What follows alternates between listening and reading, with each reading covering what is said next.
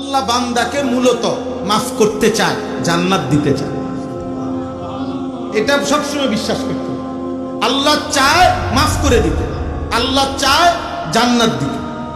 এজন্য কোরআনুল কারীমের সমস্ত আয়োজনের মধ্যে আল্লাহ তাআলা প্রত্যাশাটা, আশাটা আমাদেরকে বেশি দিছে। বান্দা আমি মাফ করে দেব, মাফ করে দেব, মাফ করে দেব।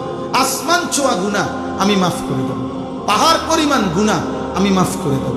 কুলি একটা ঘটনা আছে কিতাবে, হযরত ইউনূস আলাইহিস সালাম, নাম শুনছেন না? এই ইউনূস আলাইহিস সালাম একটা পর্যায়ে আল্লাহকে বলছিলেন, আল্লাহ আমার জাতির এগুলার কালেমা পড়বে না, হেদায়েত পাবে না, আপনি এগুলার সব দিনে ধ্বংস করে দেন। মানে ইউনূস আলাইহিস সালাম নিজের থেকে বলছিলেন। তো আল্লাহ তাআলা তখন বলছিলেন, ইউনূস ও একটু দূরে একটা লোক মাটি দিয়া মাটির পাতিল বানাইতেছে, অনেকগুলো বানাইয়া রাখছে, কুমার তুমি তার কাছে একটু যাও। তো গেছে, গিয়া আল্লাহ তাআলা বলছে, ইউনূস তুমি ওই লোকটারে একটা বলো একটা বার যে আপনার যে হাতে বানানো, নিজের হাতে বানানো মাটির এই পাতিল যেগুলা মাটি দিয়া বানাইছে, একটা পাতিল ভাঙ্গা ফেলবে। তো ইউনূস আলাইহিস সালাম এটা বলছে, লোকটা বলছে, আপনি কি বললেন? এটা আমার এত কষ্টে নিজের হাতে বানানো মাটির পাতিল, আমি এটা ভাঙবো কেন? আমি কেন ভাঙবো আমার হাতে গড়া পাতিল? ইউনূস আলাইহিস সালাম আল্লাহকে বলছে, আল্লাহ ও তো বলতেছে তার নিজের হাতে গড়া পাতিল সে ভাঙবে না। মহান আল্লাহ পাক বললেন, ইউনূস তাইলে এক কুমার যদি তার হাতে গড়া মাটির পাতিল ভাঙতে না চায়, 9 মাস মায়ের জরায়ুর মধ্যে আমি আল্লাহ আমার যে বান্দাকে নিজ হাতে বানাইছিলাম, আমি যাকে মাটি থেকে, বীর্যের ফুটা থেকে জমাট রক্তে, গোশতের টুকরা, হাড্ডির খাঁচা, এই দেহের চোখ, নাক, কান, অঙ্গ প্রত্যঙ্গ দিয়ে যাকে আমি নিজ হাতে সাজাইছি, আমার সেই বান্দা আমি নিজের হাতে কেমনে ধ্বংস করে দেব? ও যদি মাটির একটা পাতিল ভাঙতে না চায়, আমার বান্দা আমি ধ্বংস করবো কেন? ওরা আমি বানাইছি না,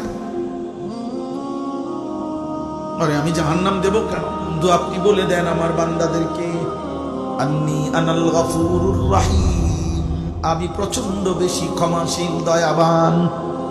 পরে শুধু আসতে বলেন, আমার বান্দাকে আমার দিকে ফিরতে বলেন। বান্দা যদি আসে এক বিগত, আমি আল্লাহর রহমত মাগফিরাত নিয়ে আসবো 1 হাত। সে যদি আসে 1 হাত, আমি আসবো 2 হাত। আমার বান্দা আসবে গুনাহ নিয়ে, আমার কাছে মাফ চাইতে আসবে হাঁটতে হাঁটতে, আমি রব্বুল আলামিন রহমত মাগফিরাত নিয়ে আসবো দৌড়তে দৌড়তে। ইন আতাইতানি লাইলান আতাইতুকা লাইলা, হাদিসে কুদসিতে আছে, আল্লাহ বলে, বান্দা গুনাহ নিয়ে যদি রাত গভীরে তুমি আসো, আমি আল্লাহ ওয়াদা দিলাম মাগফিরাত নিয়ে আমি রাত গভীরেই আসবো। তুমি আসবে যখন আমি আসবো তখন, তুমি বলবে যখন আমি বলবো তখন। বান্দা জমিন থেকে একবার যখন বলে আল্লাহ, আরশ আজিমের মালিক সাথে সাথে বলে লাব্বাইক ইয়া আবদি। বল না বান্দা আমি আছি তো, বল, বল না বান্দা কি হয়েছে বল, আমি পূরণ করব। বলো না বান্দা। এজন্য দোস্ত এটা মূলনীতি। বলে বান্দা ঠিক আছে, 11 মাসও যখন গুরুত্ব দিলা না, তো এইবার একটা মাস বাদ দাও, সব বাদ দাও, একটা মাস আইয়ামাম মাদুদাত, গুনা দিন, গুনা দিন মানে গয়না একার তুমি গয়না নিবা, গুন্না 30 দিন অথবা 29 দিন, একার তুমি গয়না রাখো, 31 দিন লাগবে না, 32 দিনে যাব না, 31ও যাইবে না, সোজা সাফ কথা 30 বা 29 দিন। এই গুনাহ 30 দিন তুমি মাহে রমজান আমার কথাটা একটু শুনবা, গুনাহটা ছেড়ে দিবা, আমার ইবাদত, আমার বন্দিগির মধ্যে তুমি ডুবে যাইবা, লিপ্ত হইবা 30টা দিন অথবা 29 দিন। আল্লাহ বলেন আমি ওয়াদা দিলাম 30 দিনের দিন, 29 দিনের দিন নতুন একটা ঈদের চাঁদ উঠাবো, লাআল্লাকুম তাত্তাকুন, তোমারে মুত্তাকি বানাইয়া জান্নাতের ফ্লাইটে উঠায় দাও।